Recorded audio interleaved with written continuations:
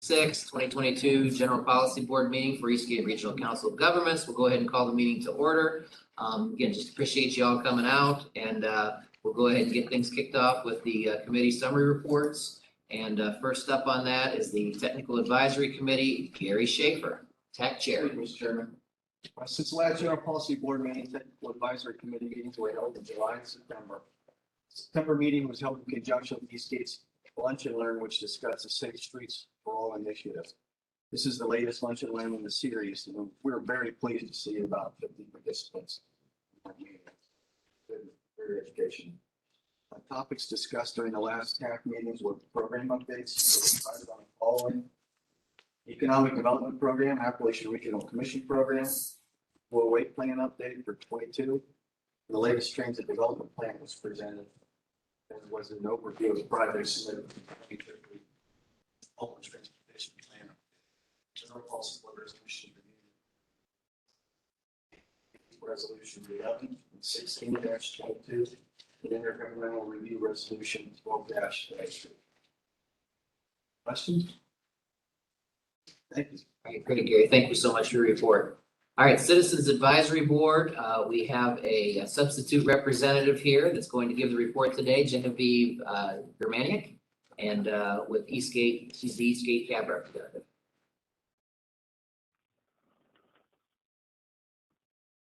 Maybe. She should be. Genevieve, are you here virtually with us today? She's muted. I just sent her a request to unmute herself. She's on WebEx, Commissioner. Okay, great. Thank you, Lisa. You're welcome.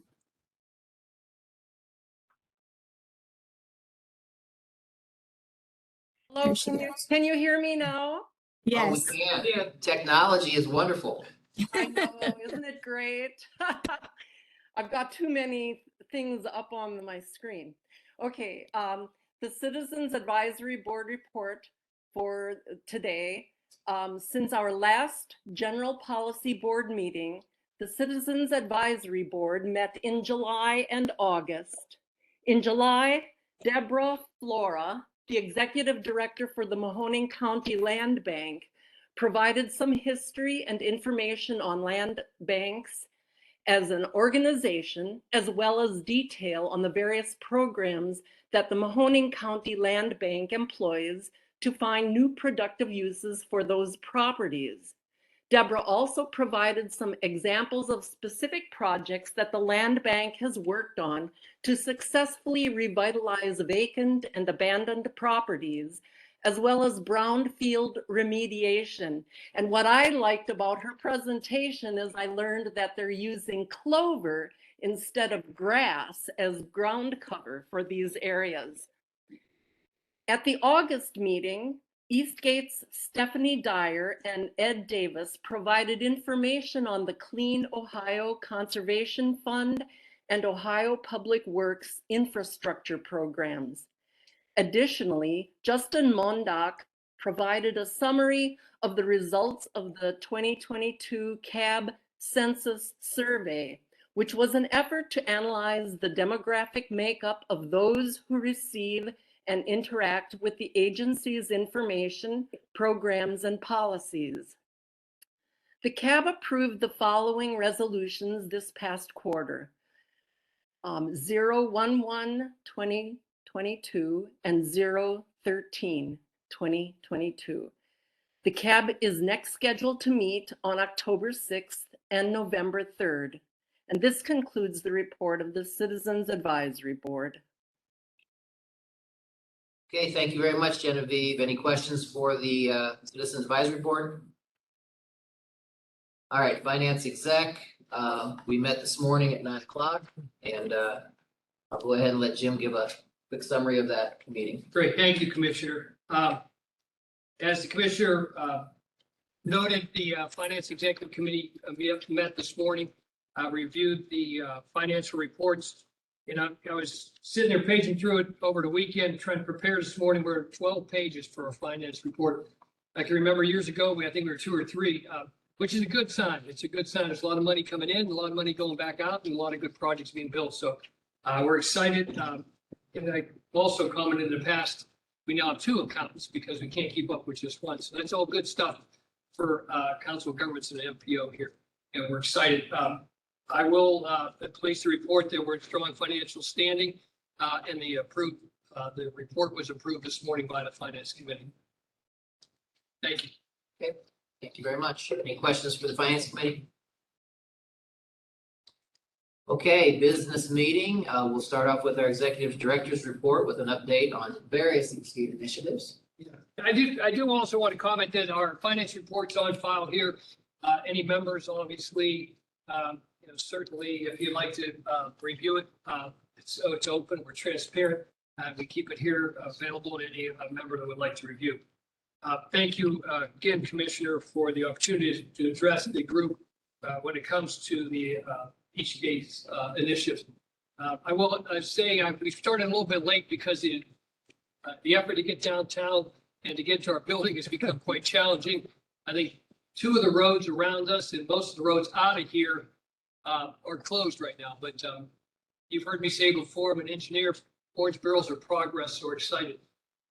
Noticeably, the people from City of Youngstown couldn't navigate their way to come to the meeting today, I guess. So I can't wait to see Chuck Sasho and ask him if he got lost on closed on one of the roads. Unless he's listening online, I don't know that. So he deserved that. I want to talk about a couple things real quick because we got a nice program. And what it feels good is we're getting back to where we, kind of were as an agency, getting people to come in. I encourage you, we're going to do a little bit more of a push, and again, it's up to everybody's own decision. But I do believe the meetings are better in person. The opportunity to talk and work on things before and after the meeting. I tell everybody the best 10 minutes of a meeting are the 5 before and 5 after. So we appreciate participation of people that were able to make it today. Hopefully things continue to slow down from a pandemic standpoint, and we can get everybody back in the office with us when we meet on these quarterly meetings. I do want to announce that we posted a planning position. Tricia Diabion was selected to assume a planning position with Eastgate here starting October 31st. We're excited to be able to capture somebody as talented as Tricia and welcome to our staff. The effort was to strengthen our planning section under the new leadership of Justin as we roll into Joanne's last couple of months here at Eastgate, and we certainly appreciate her service here. But we're moving forward with the new planner. We may look in the near future to bring on additional planning help if the funding continues to be available for us. So excited to welcome Tricia here starting on the 31st of October. I want to touch on a couple of the initiatives now. ARC really, there's a lot going on. 3 different programs out there right now, and certainly get more information as it becomes available from Kathy, our program manager. Invest Appalachian, we've been talking a little bit about it. We're still waiting for the governor's office of Appalachian to release a NOFO. That was the investment that the DeWine administration put into Appalachian using ARP state ARP money. $50 million for planning and $450 million going to be made available for projects. Regional projects, the bare bones that we're hearing right now is downtown revitalization, healthcare, and workforce. And we're going to get more details, and really the projects have to be regional. They don't want one community submitting, they want communities come together as a region submitting. Eastgate will certainly assist any of the communities to come together and assist any community putting that application together. Once the NOFO becomes available, we look to have that out here in the next couple of weeks. Then I believe Kathy's going to host a workshop for all our communities, and we'll build out projects. But that really is transformative when you talk about the money being available. $450 million from projects in the state of Ohio. There's only 4 districts. We're one of the 4, 32 counties. We have 3 of them. So the map really lends itself to substantial amount of investment in our area, and we're looking forward to good projects. There's also 2 other programs. Ready Appalachians, a federal program. We're excited that 2 local nonprofits took advantage of that. We're on the process of getting 25,000 economic action group put in, and that's capacity building. The one that came out right now is for capacity building, and Oak Hill Collaborative put in. I believe the process is that they take a 10-week, once a week for 10 weeks, some type of training class. The federal program for ARC, it gives them 25,000 to continue to build capacity for the good work they're doing. So that's a nice investment for smaller nonprofits like that. There's going to be additional what they'll call Ready Appalachian programs that have not been announced, but there's 3 other programs to come up in the near future. Again, pay attention to our website, and certainly Kathy is certainly the spokesperson for the program, and we'll let everybody know when those opportunities become available. The last one, another federal program, is Arise. That's getting districts like ourselves to work across state lines. We've been working with our partners in Western Pennsylvania. We're looking to put in an application for planning money. And the focus on that is a little bit different. That is when we're going to look at housing and repopulation efforts. Something that we're certainly talking about in this area, but again, our partners in Western Pennsylvania are talking. So I think we align ourselves very well for that type of effort to extract additional planning dollars. Feels like that's being talked about, but nobody's doing anything about it, or has the resources, I should say, to do anything about it. So we hope to have some type of application here in this fall, and hopefully we're successful for some planning money.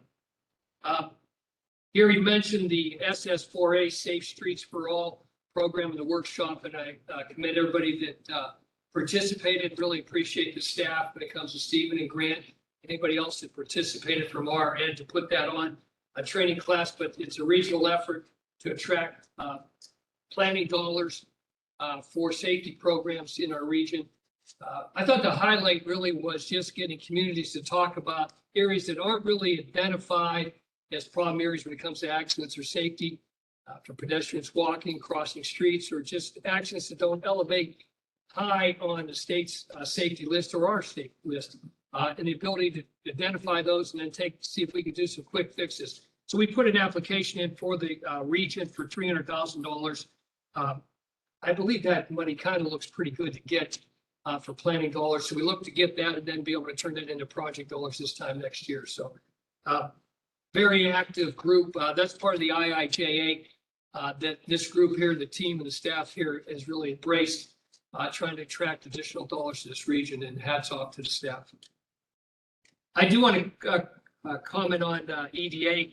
We just heard this week that the airport, the Port Authority received a $320,000 grant to do a study around the airport and what they can do at the airport, possibly a maintenance facility or what have you.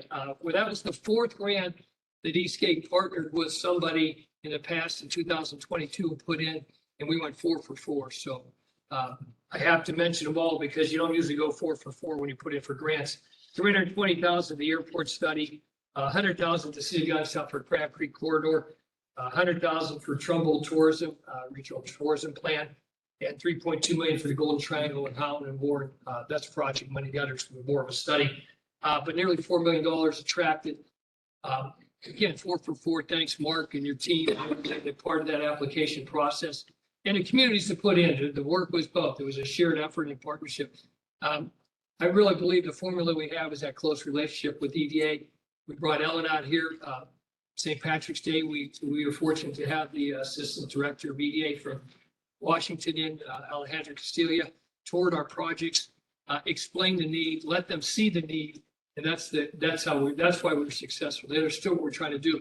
And I think the other thing is when we talk about studies, money that we've been able to attract lately in the last couple of years is we have a great track record of getting the money, studying it, and then implementing into projects. And I tell everybody we want to build things, we want to fix things. And if we get the money, we're going to spend it. So great effort by all involved to be able to attract that additional dollars to our area. I want to touch on, and I know we're going to have a presentation on the Mahoning River, but thanks to everybody that participated in our celebration of the Mahoning River. I think it was 2 weeks ago, maybe 3 weeks ago now. We wanted to highlight the river again. We've lost a little momentum like the world has through the pandemic. We're back on track. We didn't quit fighting for the river and reclaiming it, but the funding is harder to get during that pandemic time. And there's a formula that I can explain if everybody has time and can't sleep at night. But it hinges on interest rates. And when the interest rates are low, you can't get the money to take the dams out of the river. When the interest rates, unfortunately, start to come back up like they are now, money's available to take the dams out of the river. We thought it was important with the mayors of Mahoning River and this agency to focus again and get the communities to understand we haven't lost anything. We're still moving forward. I believe there's real money available when I talk about that governor's projects or a program Invest Appalachia. There's real money out there to continue to invest in the river, not so much as the dams, because we got the dams figured out. It's investing in the downtown revitalizations that these communities have along the river and really make that progress as we move forward. So we wanted to highlight it. We had over 70 people, I think, in our morning session, morning reception in Struthers for Mayor Miller was gracious enough to host. And then Mayor Giussiani hosted the late afternoon reception. We probably had another 50 or 60 and almost 40 kayakers or canoers in the river enjoying the day. So it went well. It's exactly what we wanted. We had representatives from Columbus, which was certainly important to have in a kayak. And we made sure that Kathy got in the canoe with the gentleman from the governor's office of Appalachia is going to help us with the funding. So they got 3 hours of a tour and how important this is to our region. So again, thanks to everybody that was part of that initiative. The other thing I did want to touch on is I try to give these highlights, and we have our tax, and we're going to get back to our workshops, and I think that's important. We feel focused as a group on being more, continue to be interactive. We lost a little bit again, like the world did during the pandemic, but having those workshops, having our community members come in and speak on projects they've been successful with is a big deal. I think that we got to celebrate all our successes. We don't just talk about winning a $4 million grant or $10 million grant. We talk about a $25,000 grant. Small victories, celebrate them all. And I think it's important when we get in there, just hear how other communities have taken advantage of some of the opportunities here so that we spur discussion, spur ideas from other communities that may have not thought that that was applicable. So I look forward to hearing Mayor Miller today, look forward to hearing Artie today, talk about some of the things they've been doing in Liberty Township and encourage anybody else who wants to participate or be part of these as we move forward, these general policies. To just let us know. We're looking for that interaction. We're looking for our community members to be back and forth. So I think I went pretty quick for everybody. Two last things I did want to touch on. Excited to announce that we recently, Eastgate joined the American Metropolitan Planning Organization, which is a national group that works with MPOs across the country. We already belong to NARC, which is National Association of Regional Councils. We're unique. We're regional council governments, and we're a metropolitan planning organization. So we thought it was important to be part of both organizations so that we hear different ideas. NARC's been invaluable to us on some of the initiatives that they showed us and how we got involved. And we're looking to do the same thing when we talk about joining the planning organization. You know, go back to us saying we're going to focus more on planning and trying to be more aggressive when it comes to planning. So being part of that, in the spring, our group, Eric and Justin put in, they were looking for abstracts for the national conference, which is in Minnesota next month, and they got selected to talk about our communication plan. And really, you know, if you talk about it, we're a group of 16, what's a communication plan? Well, we wanted to get on social media. We wanted to have a platform. We wanted to talk about the good things. We wanted that constant contact that goes out to all our members to talk about initiatives, to talk about programs. So I'm glad that they put something in like that. I'm glad that that national organization recognized what we're doing. And I look forward to them going up there talking about what a small group of 16 in Eastgate, the difference they're making in an area as big as our 3 counties. So excited about that. We also have Stephen and Ken going down to the Ohio Transportation Engineering Conference the end of October to talk about our Live Zone initiative and some of the products that come out of that and how we're going to grow our effort when it comes to electric vehicle, electric energy storage, and how do we incorporate that to more of a regional aspect versus just a local Lordstown thing. Hence, everybody noticed when we put in for that Live Zone and when we talk about it, we don't call it Lordstown, we call it Live Zone because it's a regional initiative. So I think it's important that, again, the small group, and I applaud the staff for reaching out, trying to get out there farther, trying to extend the limits, but keep talking about the good things we're doing and sharing those experiences. So thanks to that group, and thank you for your time today. Great. Thank you very much, Jim, for the updates. We have a couple presentations, so we'll go ahead and get started with our first one, which is the Mahoning River Corridor Revitalization.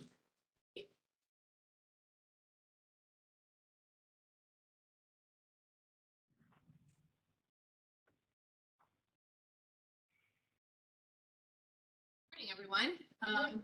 As we all mentioned, that a couple weeks ago, we did our celebrating the Mahoning River, where we all gathered in the beginning at Struthers, paddled our way down to Lowville, which was, we had rain, we had wind, once we got into the river, it seemed like things calmed down and the sun came out. It's awesome. So I'm going to go over a couple of the areas and give you a progress update as to what's going on. But I want to go back in time a little bit to where this all started. And so in 1999, the project started. This was before I began here at Eastgate. And the Army Corps of Engineers did a feasibility study or a reconnaissance study. And so that was completed. And 7 years later, in 2006, they came back and were starting to work on a draft feasibility study. Well, 13 years later, in 2012, we still find out that it's still a draft. So what do? How do we improve water quality in the Mahoning River if we have a draft plan and we know we can't do anything? So the two areas that kept it a draft plan were CERCLA and liability. So what Army Corps was going back and trying to find those past pollution companies, and what happened was they're not around. Most of them are defunct, they were bankrupt, and so we're left with brownfields. So moving fast forward to 2012, when we all gathered here at Eastgate, wheels started turning when John Pollock from the Ohio EPA had mentioned, well, why don't we start doing this on a local level, like what Cleveland is doing in the Cuyahoga River? So that's when our local momentum really started to pick back up again. So we had that 13-year lull where nothing was getting moving. So now fast forward to 2012, and we're moving pretty quickly, which is pretty awesome. And one thing to hang our hats on is that this was done locally. All our local officials coming together, regionalizing, and not worried about whose dam's getting out first, when mine's going to get out. We all just came together and agreed, let's go for the lowest hanging fruit. Regional movement. And I wanted to put this slide together because it really shows, the dollar figures that are really involved in this process thus far.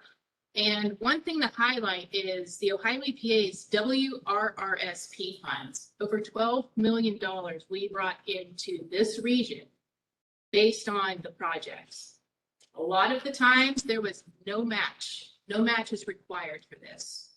So on top of that, we had LTV bankruptcy dollars. So that was sitting around looking for a project that had to do with the Mahoning River.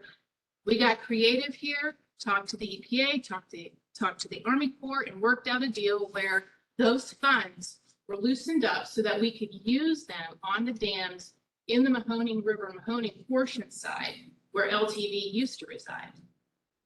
So then we also got some state biennium funds from ODNR. That was their fiscal year 20, 1.5 million. On top of that, Clean Ohio funds were used to help supply some funding for some stream restoration for that component of the Struthers Dam project. 9 dams total, 2 are gone, 7 are remaining. 5 of those 7 are fully funded using WRRSP funds, 100% funded. It's there.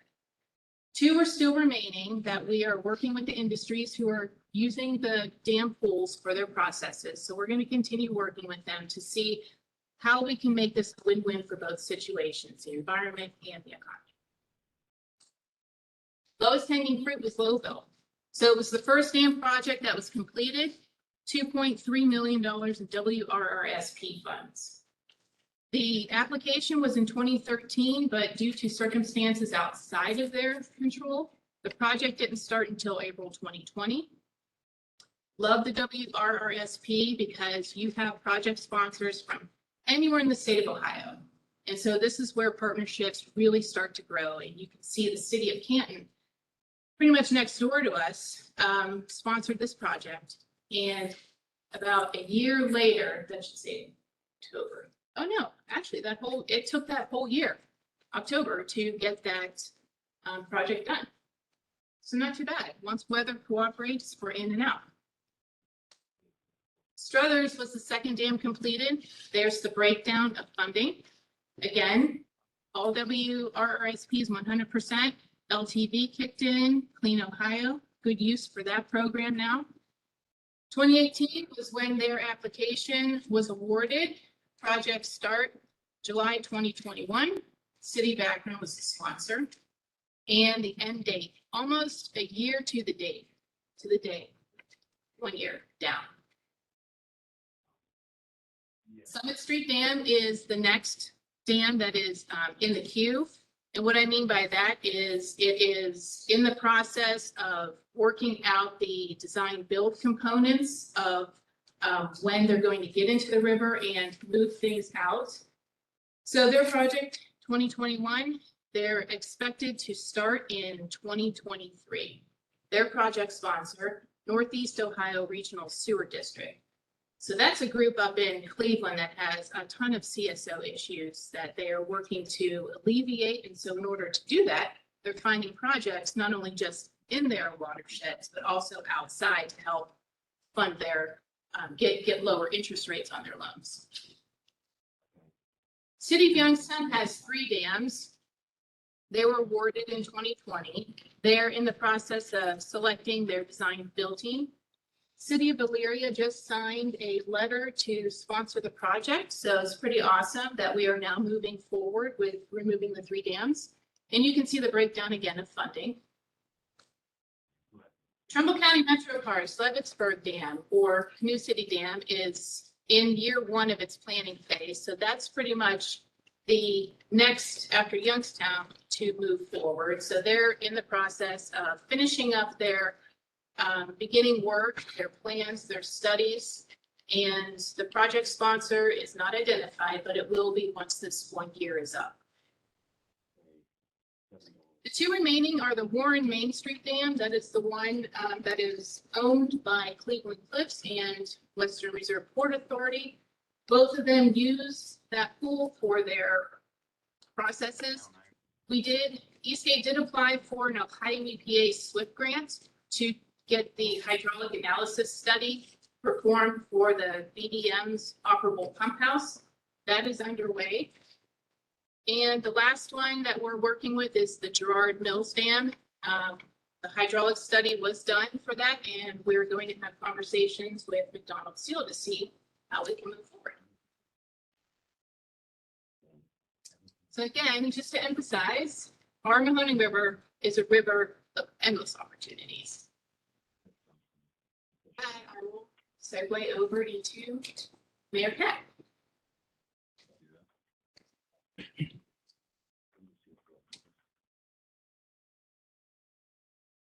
Thanks.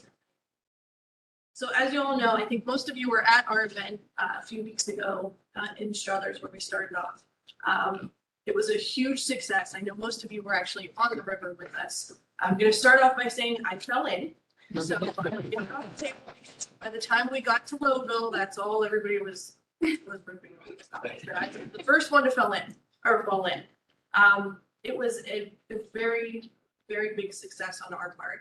I know when I started in 2020, Mayor Stalker was gracious enough to let me join all of the committees in 19 after I had won a few of the elections. So I was able to learn a lot about this process. But a lot of this started well before my time. Obviously, with Stephanie's timeline, this started 1990s.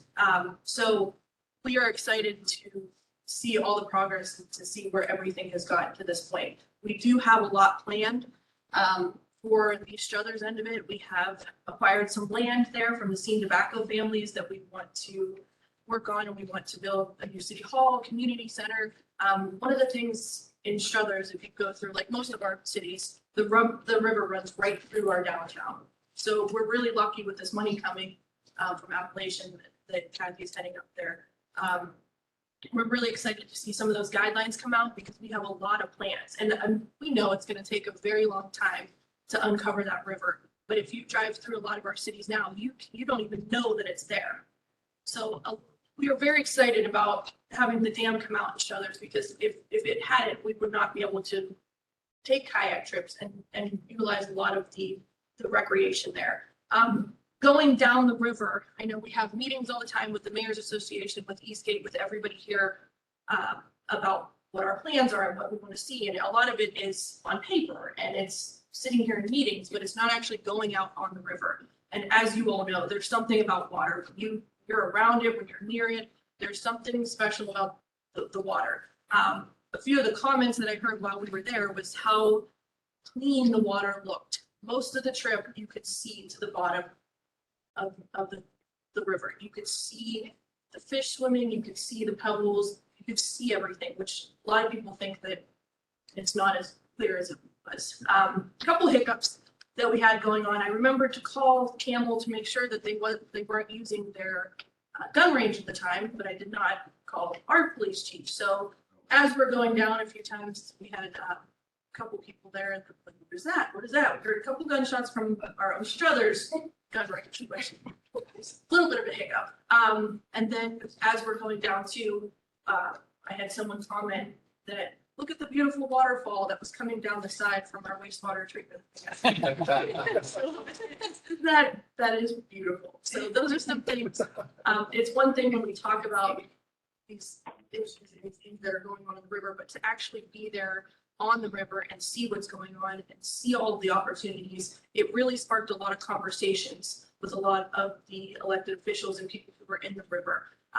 There's different places, and I know I get yelled at all the time because I sometimes think too outside of the box, and so does Mayor Busciani. A lot of the mayors do.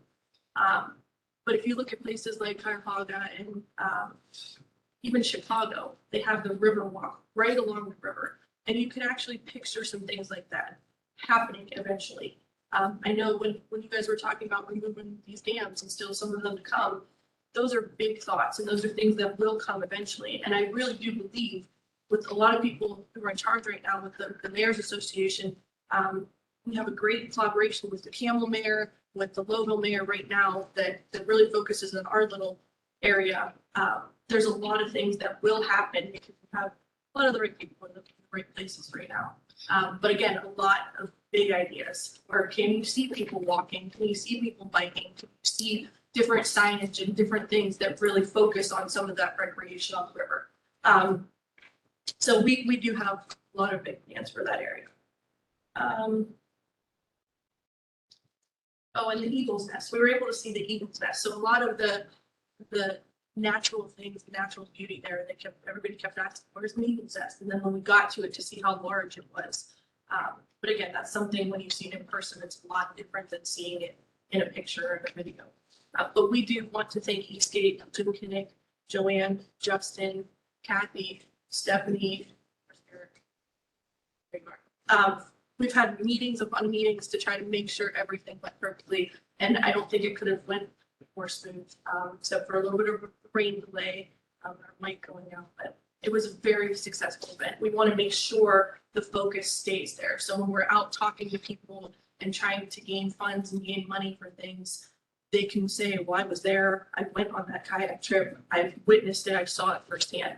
So in 10 years, 5 years from now, when you start seeing the progress, people can say that I was there and I saw it happen before it did. But we just want to thank you guys for putting that together and letting us be the host for that. Thank you. All right, thank you, Stephanie. Thank you, Mayor Miller. Any questions for them on the Mahoning River corridor revitalization? Okay, great job. Awesome project for the region. Okay, next up would be Eastgate's planning grant program. We have Liberty Township's Belmont Avenue corridor successes. Hello, everyone.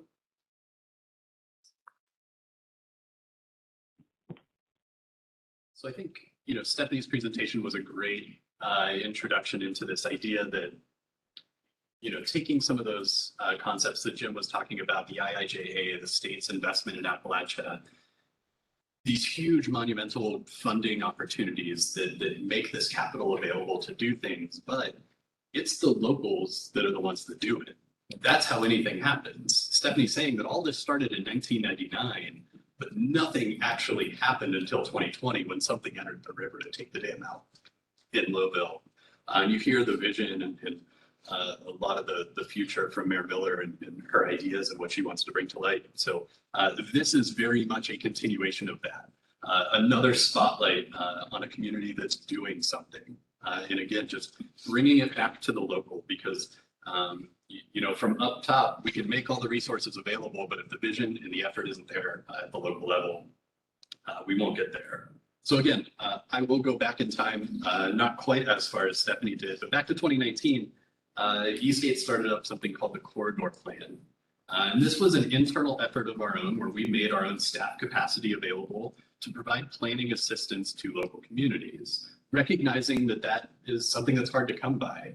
You know, staff time, funding to be able to bring on a consultant to do some planning assistance and planning work in local communities can be a challenge. So the ability for us to step out and perform a collaborative project between the city of Youngstown and Liberty Township, we felt was really worthwhile, especially Belmont Avenue, that's such a vital corridor with its interactions with I-80, obviously its connection to downtown Youngstown here. So you can see some project details here. We've presented on this project in the past. It's up on our website if you're interested in all of the great work that has come out of it, but really want to highlight kind of our public input. And this was the main driver of everything that came out of this plan. We went out and had 2 sessions, more conversational than presentation, and really looked to talk to the people that live and work and recreate along this corridor to figure out what's working, what isn't working, what needs attention, what can we draw attention to help bring some of these projects to light. So if you look through the plan, you'll see some little boxes you can see underneath the picture there. That's actually a quote from someone that we talked to during the public input. Like that stuff made it word for word into our plan, which I think was great. So again, you can see some of the sections here. You can see that bottom image is a list of recommendations that our staff had come up with to make available to these local communities as a starting point. To identify projects to select and pull out of this plan to chase funding forward to make a reality. So what's Liberty got going on? They got some sidewalk projects, so they've captured some funding that was related to some of the concepts and ideas that we put into this document. Some of these ideas that we kind of identified as a public need was through some general assumptions that we made through the planning process. And I'll let Arnie kind of come up in a minute here just to give you some more detail on these. And then in addition to those actual infrastructure projects, Liberty was interested in studying further. So taking our document and looking more in depth into Belmont Avenue. So they received a planning grant for this fiscal year for improvements to the north segment. So that area around I-80 and to the north. To take a look at what's possible and identify some more specific recommendations on projects that they could fund. And we'll look to get some implementation aspects out of this plan as well, so that there's concrete steps moving forward to actually see some projects come out of it. But I don't want to take up any more of your time. I think it's more important to hear from Arnie and some of the things that are going on in Liberty and his vision for the future. So take it away, Arnie. I first wanted to recognize Stephanie talked about the river, but I wanted to say also, we don't have the great waterway, but we have a little creek that runs through, it connects to that river, I think somewhere, I can't tell you exactly where, but it does connect to it. And we did get a grant through Stephanie Eastgate for the restoration of the Little Squaw Creek. And without it, it would have continue to crumble, but because of it, we not only going to make it look nice, it's going to be able to survive as a viable creek. So that's just one thing, and that creek happens to be very close to the corridor, right off of I-80. We got Belmont Avenue, and just wanted to emphasize, you know, so it's not just a local thing. It's a regional thing because I really looked at that as when we talked about how we were going to compete for that, who was going to be the first corridor. I want to emphasize that that's kind of like the gateway to the Mahoning Valley. It's the gateway to a lot of culture that we have, Stambaugh Auditorium, Youngstown State University, of course, all the other things, the museums and everything else, the downtown that's redeveloping. People stop off there, and when they stop off, they want to, that's the first impression. And are they going to go any further? And that's one of the reasons I really want to start that northern corridor, and that's what we emphasize. And through Eastgate, got to thank Berta for putting us on to a transfer WRTA, the sidewalk grant. We wouldn't have got that without Berta saying, hey, there's sidewalk money here. Guys ought to grab onto it. So we got, I can't remember the exact number, I think it was like $400,000 for sidewalk grants. Right now, there's a sidewalk that ends right at where the park is, where the creek goes through. For some reason, it ended there. I don't know why we ended it there. I guess there was various reasons because it was difficult to bring through. So people that come to hotels and they come to stop there just to stop off to get gas. There's restaurants, like everybody knows Station Square. There's Handles, a number of other eateries up the road. But presumably when you stop at one of the two main hotels, there's Comfort Inn and there's also Hampton Inn. And people start to look, where are we going to cross? How are we going to get from point A to point B? We really don't want to encourage them to get back in their cars and cross. We'd like them to be able to walk. Well, walking is extremely dangerous now. So we're hoping when people stop there, they'll have a safe, convenient, comfortable way to cross the street. So with this one sidewalk grant we got through WRTA, through the help of MRTA, we also got another side, the TAP grant. I believe the TAP grant came through, is that Steve or Justin? I didn't. They're okay. They're all they all kind of come together for it. So we got that TAP grant, and so we'll connect from 304 to Giant Eagle, and Giant Eagle is a place where a lot of our residents will cross over. They'll actually run across the road, and then they have no place sidewalk. Plus, we don't have crosswalks. So I think this planning grant that Justin just mentioned is going to be a really big plus, because instead of just putting the sidewalks and the crosswalks where we kind of have a hunch where it is, we're going to be able to really study the area and figure out where should those sidewalks go, how wide they should be, and what kind of lighting we should have. We can plan. We may not be able to get all the lighting and all the landscaping in, but we may be able to make plans for it as we go in. So that $15,000 planning grant is going to be very important to taking that through. So I really want to emphasize how important that is, not just to us, but the region as a whole, because that's where people are going to see. And then going down the corridor, we have a number of eateries. We have Youngstown. Hopefully we can work with Youngstown to really put an emphasis all the way up. Of course, we go to Gypsy Lane, that's the crossroad, and we're talking about sidewalks further on Gypsy Lane to connect, and sidewalks to connect our residents to the bus line, as we're talking about transportation. We have a lot of residents that live near the bus line, but how do they get there? And having good sidewalks at the bus line and going over there is going to be important. And I think what we put in the MPO, we propose sidewalks, we propose further study through the MPO and the safety grant. I think that'll be helpful to us. So thank everybody here. All you've done for us. Thank you.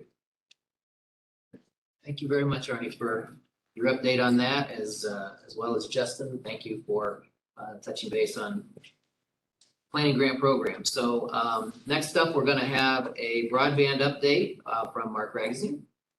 Thank you.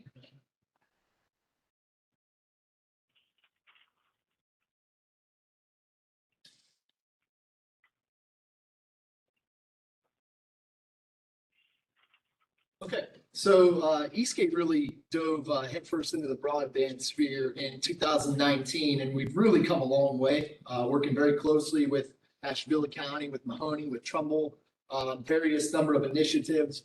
What we found through this process is three major themes: collaboration, partnerships, and regionalization. Broadband is sort of a new sphere in terms of infrastructure and utilities and how our communities look at it. It's really taken off. Lots of federal funding, lots of state funding to try and encourage deployment, not only by providers, but also through communities directly. And, you know, it's no secret that during the pandemic, broadband has become a major emphasis for households, not only with students in school, but those who work remotely and those who also want to access telemedicine remotely. Just to recap here, again, our journey started with the three-county feasibility study.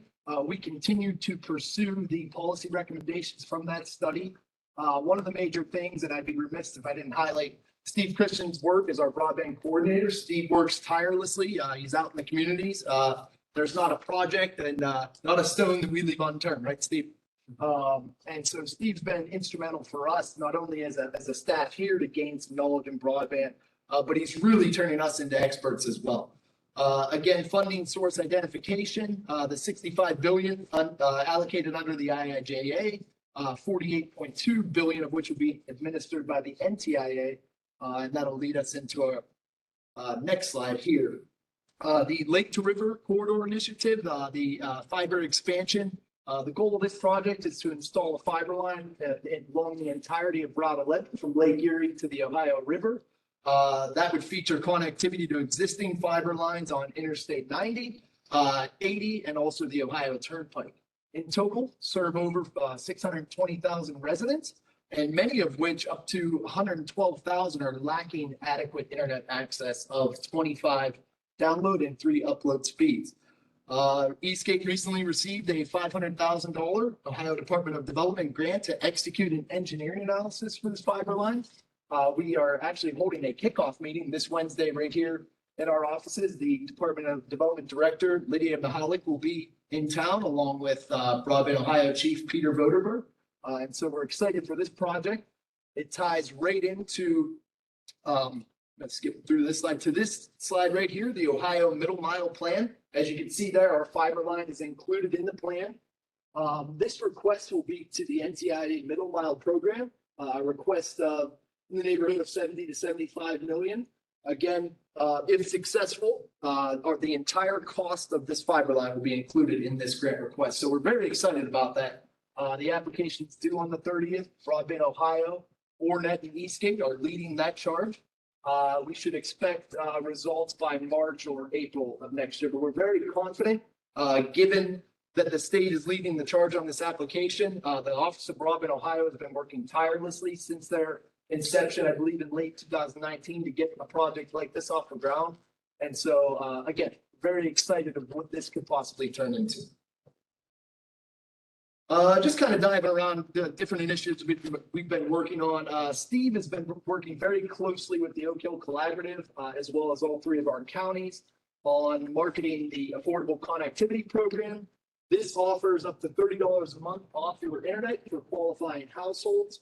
Again, they've been very active and instrumental in Youngstown and Warren and Mahoning County, and they're looking to expand those efforts into further parts of Trumbull County as well as up into Ashtabula County. Again, digital equity and inclusion, very, very important here. It encompasses all racial, socioeconomic, and geographic boundaries, both urban and rural. We believe that a digital inclusion ecosystem is a combination of programs and policies offered up by various partner organizations to meet our community's unique and diverse needs.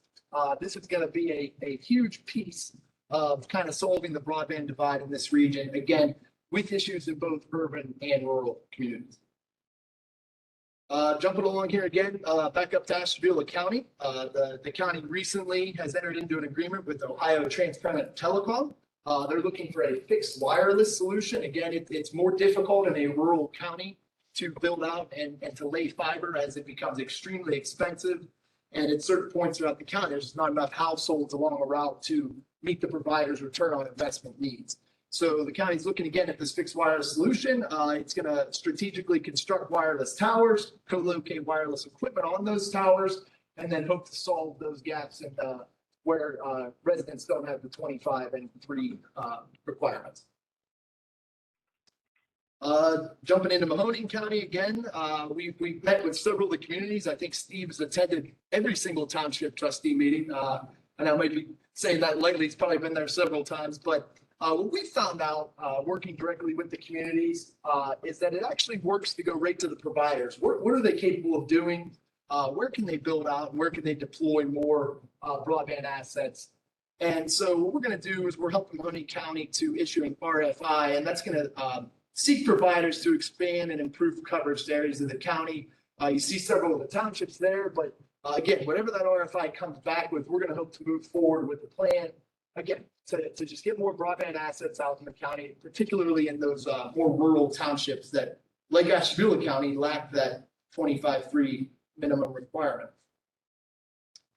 Again, just building on the previous slide, the community surveys and provider interfacing. Steve has been instrumental going around to counties throughout, or to communities throughout each of the counties, just assisting the locals in identifying the gaps in broadband coverage through the use of surveys, again, town hall meetings, face-to-face interaction. Myself, Jim, and Steve were actually met with Armstrong a few weeks back, and it was very enlightening meeting. Just sitting down and seeing, again, what they're capable of. A lot of times, in a public facing format, they're unwilling to, kind of release the information, some of their proprietary knowledge of what they can do throughout the region. And so it was nice to sit down with them for about an hour and really pick their brains and try to come together and collaborate towards improving the broadband in this region. And then lastly, a project that we're going to kickstart here pretty quickly. As part of the Smart 2 network project, Youngstown will be installing conduit along the entire footprint of that route that goes through the Mercy Health District, through YSU, the Downtown Central Business District. We want to be sure that we're able to work with providers and make sure that they deploy fiber into that conduit. It could be instrumental in a variety of ways, namely with the autonomous shuttles that are coming downtown. Maybe there's some small cell technology, some ways in which that fiber can directly enhance and work with those shuttles. And again, just to bring us up to modern broadband speeds within the Downtown Central Business District. That is all I had for today. I've welcome any questions or comments you may have, and me and Steve will also be around after the meeting in case anyone wants to talk more in depth on broadband. Thank you. Yeah, I just want to comment, follow up on that major grant that we're teaming with Broadband Ohio. I think it's important to recognize that we're the only MPO in the state of Ohio that's partnering with Broadband Ohio, that they're allowed to partner. It's because of the pre-work that we did with the study and the analysis and the efforts we've been making. So hats off to the group for carrying the torch. And to being part of that bigger picture is substantial. Those lines, it was a quick slide, those lines don't affect, ours was the only one with another MPO that was partnering with them. So our $20 million ask, partnering with their $50 to $60 million ask, I really believe we have a great opportunity to be successful. Thank you. Thank you, Mark. All right. Resolutions for passage. We have a couple resolutions. I believe is going to be sent out by email for follow-up. Anybody want to give a summation of those, or do you want me to go through those at all, Jim? No, I think they go out through the email anyway for approval. Okay. Yes, they will. All right, perfect. Thanks, Lisa. You're welcome. All right, and then any open discussion? I just I want to thank Barney for coming down. I think Mayor Miller had to leave, but appreciate them taking the time and presenting and talking about the initiatives they're diving into. We certainly appreciate that effort. I kind of try to cover a lot of things, and I know I forget people. And I do want to thank Stephanie for her efforts for the river celebration and her passion to continue to push on these dams and continue to develop the river. Talked about Clean Ohio Money, which is another program that she leads that we've been able to tap into too. So I do want to thank her for her efforts. I know I forgot that. I got to just comment one more thing. Sorry, then I'll be short. The things we talked about today, Mahoning River, the broadband initiative that we've been diving into and throwing a lot of resources at, planning grants, and corridor plans. All those things aren't programs that Eastgate's tasked to do on a normal daily basis. But again, an enthusiastic, spirited staff seeing a need, diving in and trying to do a little bit more. Those are programs, none of those programs we are funded to deliver. And we've been fortunate to be able to capture some ARP money in task with using some of our resources in different directions to be able to carry the torch and move forward on that. So I just thought that needed to be mentioned, that those are just opportunities where the staff's diving in. And we're diving in because the community's looking for that help. We're seeing success and we're all part of this as a team. So we appreciate everybody's patience with us. We appreciate everybody's support. And we look for bigger and better things too. Thank you. All right, thank you, Jim. Thank you for your leadership. All right, any other comments, discussion? Sure. Ben Kyle, Mayor of the City of Hubbard. Jim, to go along with that, I want to thank Justin because Mayor Mill and I were talking. We both applied for planning grants.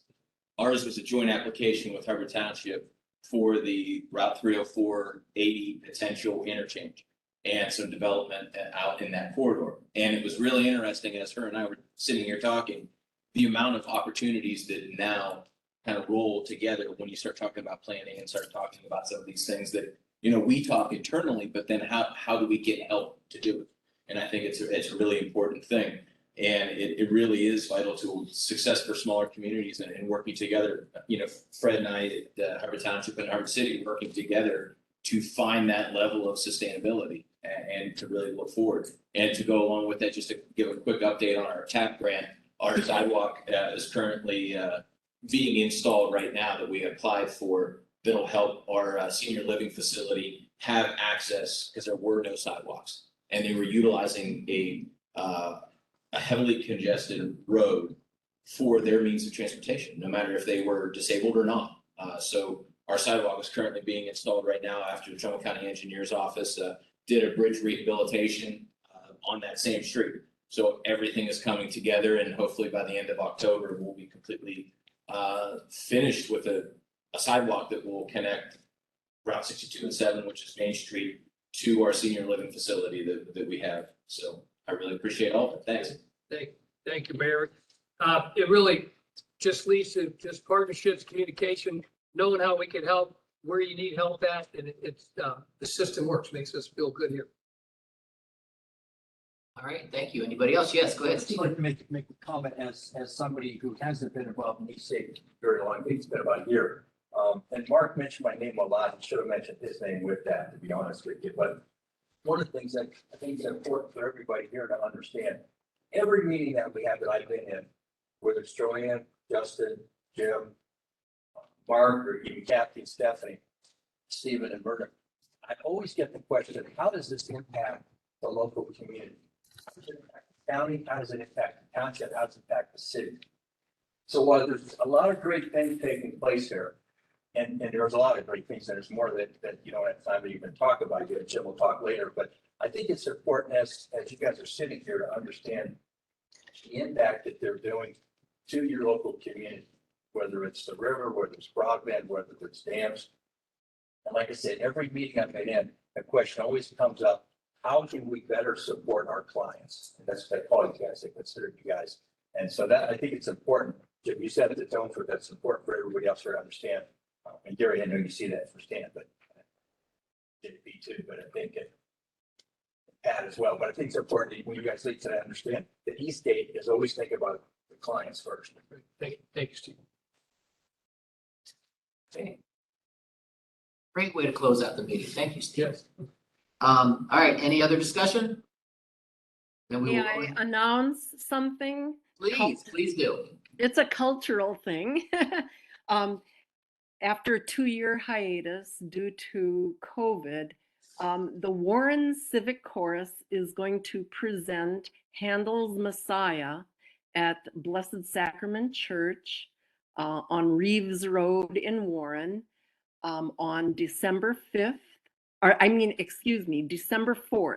It's that first Sunday in December, and it will be at 5:30 p.m. I just wanted to announce that. Thank you. Sure, thank you for sharing. Anything else? All right, our next regular meeting of the General Policy Board will be held on Monday, December 5th, 2022, same bat time, 10 a.m. And we'll go ahead and adjourn our meeting today. Thank you all for coming and participating.